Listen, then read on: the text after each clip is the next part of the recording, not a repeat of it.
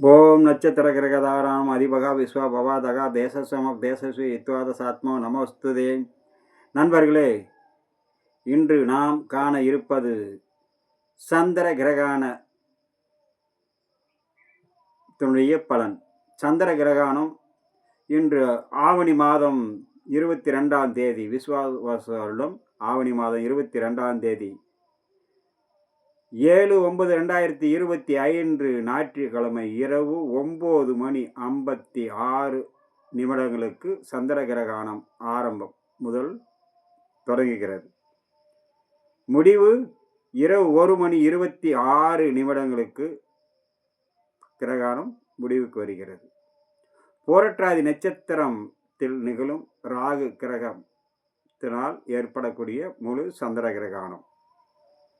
இந்த சந்திர கிரகணம் எந்த நேரத்துக்கு அதிகபட்சமாக ஏற்படும், எந்த நேரத்துக்கு அது ஆரம்பித்து அதி உச்சமாக எப்போது இருக்கும்? கிரகண ஆரம்ப நேரம் இரவு 9:56. முழு சந்திர கிரகணம் இரவு 10:59 முதல்.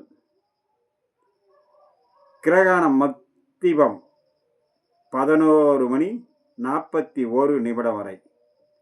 முழு சந்திர கிரகணம் முடிவு இரவு 12:23 வரை. கிரகணம் முழுமையாக விலகும் நேரம் இரவு 1:26 வரை. அது கிட்டத்தட்ட அது எவ்வளவு நேரம்?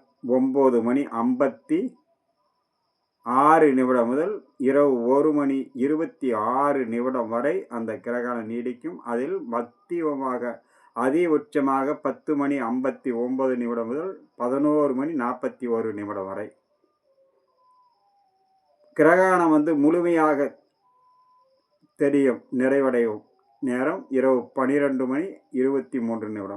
முழுமையாக கிரகணம் விடக்கூடிய நேரம் இரவு 1:26.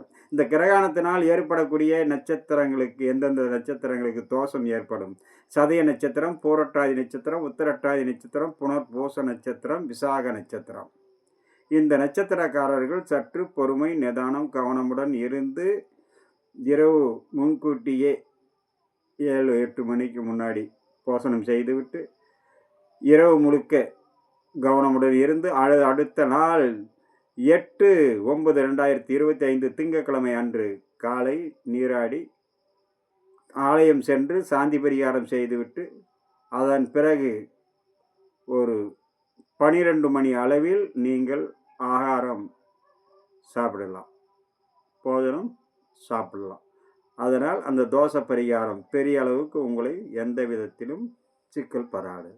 அதனால் நீங்கள் சற்று பொறுமை, நிதானம், கவனமுடன் இந்த நட்சத்திரத்தில் பிறந்தவர்கள், மீண்டும் சொல்கிறேன், சதயம், பூரட்டாதி, உத்திரட்டாதி, புனர்பூசம், விசாகம் நட்சத்திரத்தில் பிறந்தவர்கள் சற்று பொறுமை, நிதானம், கவனமுடன் இருப்பது மிக மிக நன்று.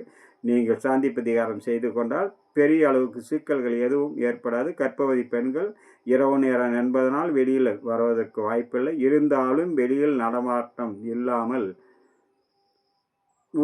வீட்டுக்குள் இருப்பது மிகவும் நன்று. நன்றி.